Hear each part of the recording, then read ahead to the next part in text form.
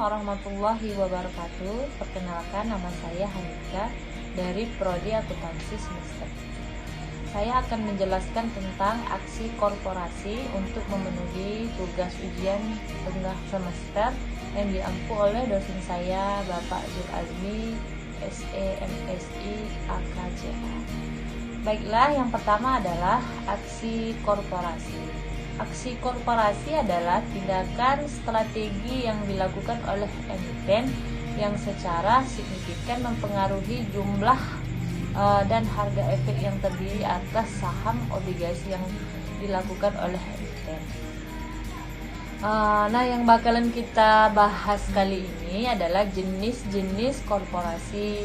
Ada 8. Yang pertama itu adalah right issue atau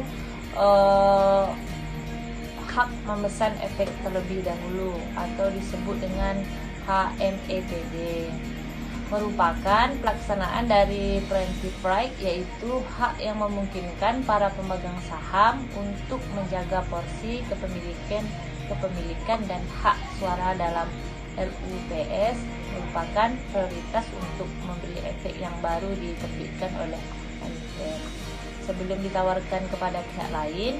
Landasan dari HMEPD ini diatur oleh Peraturan OJK nomor 32 tahun 2015. Kemudian tujuan right issue ini adalah yang pertama menghimpun dana dari publik, yang kedua memperkuat struktur permodalan, yang ketiga itu menambah jumlah saham beredar sehingga meningkatkan likuiditas. Kemudian yang kedua dari jenis korporasi adalah waran.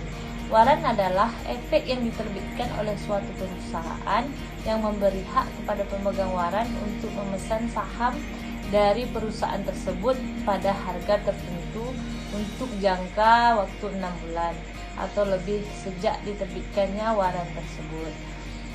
Waran diterbitkan sebagai sweetener dalam penawaran umum atau IPO, karena waran adalah opsi bagi investor untuk membeli saham perusahaan dengan harga yang telah ditetapkan.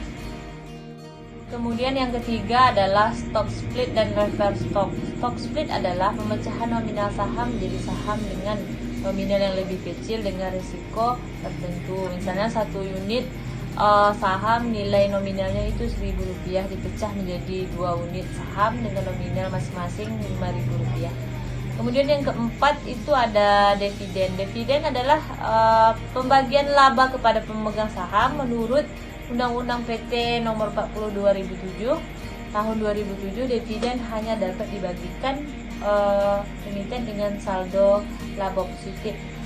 Ada 3 bentuk dividen. Yang pertama itu dividen tunai, dibagikan dalam bentuk tunai dan dikenakan pajak dividen. Kemudian yang kedua, dividen saham dibagikan dalam bentuk saham berasal dari reklasifikasi laba ditahan menjadi modal di setor.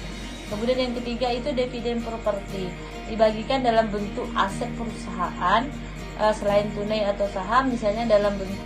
Kemudian yang kelima itu adalah share buyback.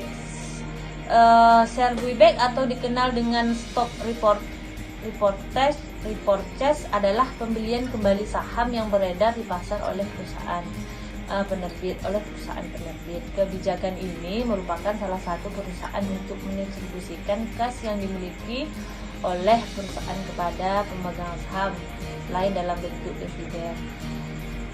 Yang keenam itu obligasi konversi dan obligasi tukar. Obligasi konversi memberikan hak kepada pemegang obligasi untuk mengkonversi obligasi dengan rasio yang sudah ditentukan. Sedangkan obligasi tukar memberikan hak kepada pemegang obligasi untuk menukar obligasi menjadi sejumlah saham yang diterbitkan oleh perusahaan lain. Yang ketujuh itu adalah callable bonds. Callable bonds itu adalah obligasi yang dapat dilunasi lebih awal atau yang sering disebut dengan call oleh penerbit obligasi sebelum masa jatuh tempo obligasi. Yang terakhir itu adalah kombinasi bisnis. Kombinasi bisnis terbagi ada 4. Yang pertama itu adalah merger atau penggabungan, yang kedua peleburan, yang ketiga itu akuisisi atau pengambil alihan, yang keempat itu divestasi atau pemisahan. Sekian, terima kasih. Semoga video ini dapat bermanfaat. Wassalamualaikum warahmatullahi wabarakatuh.